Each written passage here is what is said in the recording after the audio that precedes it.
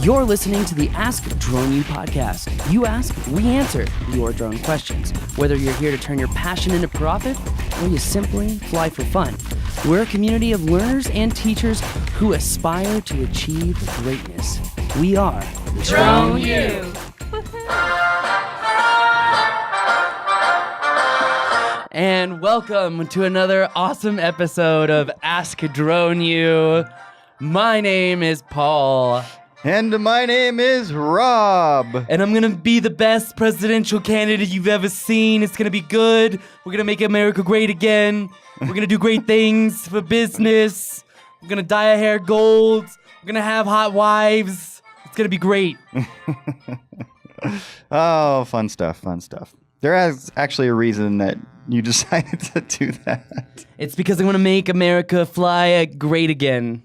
They're going to fly great again. They're going to fly so high, the mines are going to be in the clouds. Indeed. I got nothing. You just keep rolling with it. Welcome, guys, to episode number 664. We are very excited today to talk about, can you fly your drone in a TFR? Most of you probably already know the answer to that, but today's question has a specific point to that. So we're going to be talking about that today. And we're going to be talking about what should you do if the president comes into town. Hey guys, this is Dave. And Josh. We were looking to do some real estate flying today right outside of Nashville and realized after checking our app that we were under a temporary flight restriction for VIP movement. Then it dawned on us that Trump is in town. So we were curious, does this affect 107 only or is it both? Appreciate your guys' feedback and look forward to hearing from you. Thanks. Have a good one. Thanks, gents. I think this might be our first question that comes from two people on the same question. So you have broken through a barrier. Anyways, thank you for the question. Definitely, thank you for the question. AskDroneU.com if you have a question. So, back in the day, unmanned aircraft were not actually on TFRs. It wasn't until I think it was 2014, I can't remember which year it was, they added unmanned aircraft to temporary flight restrictions. Now, if the big bald guy, or the big blonde guy, excuse me, I got that wrong. If the big blonde guy is in town. So used to hanging out with bald guys. I am. You should be happy. Anyway, I got a haircut and I was so jealous of you. Oh man, I dig it. Actually, I really like my That's good. haircutter. Good. Yeah, Santi, he's awesome. Anyway, if the president is in town, if a senator is in town, anyone with a VIP designation, you absolutely 100% cannot fly, whether it's for fun, whether it's for commercial purposes, whether it's for helping your church, whether it's because you're helping the Red Cross. It doesn't matter. You cannot fly. Now, is there a way around that? I asked my local FSDO, who I think might have listened to the show a few times because he answers my emails a lot slower now. That's too bad. It is too bad. But he told me that FSDO does have the right to waive someone. Essentially, they can say that you can fly in a TFR, but you have to get the permission in writing from your local FSDO, and you have to have very specific and very... Probably have to have a really good reason for that.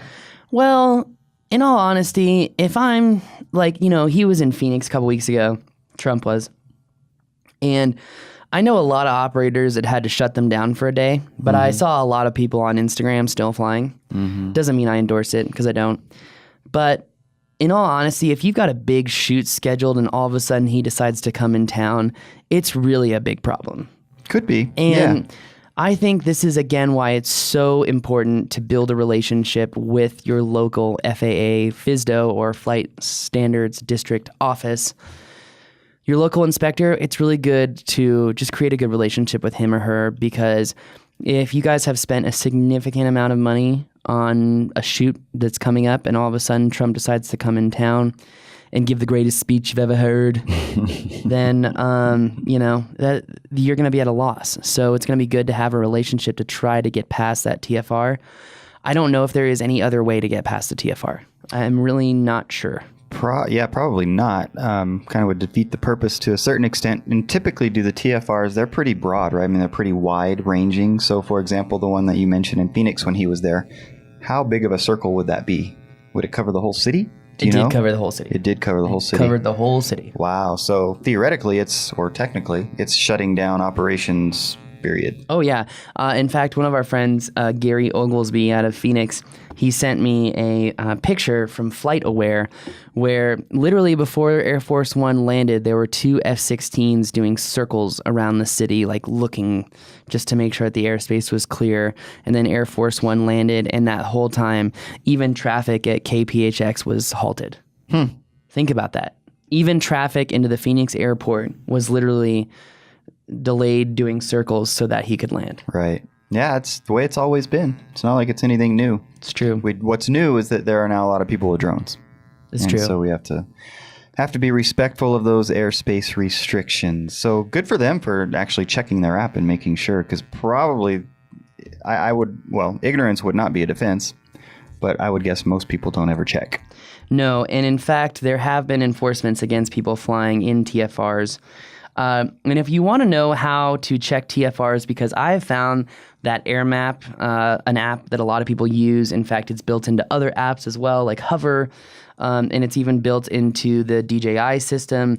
There are a lot of discrepancies. There are a lot of problems. Yeah. The best place to figure out if there is a TFR is tfr.faa.gov. That is the best place. Go right to the source, right? Go right to the source. So, for example, we were talking about, what is today's date? 21st? Today's 21st. So yesterday, okay. If you were in Huntsville, Alabama, there was VIP movement. But they're saying that it's actually not going to be until Friday, September 22nd. So they're giving you a couple days of notice.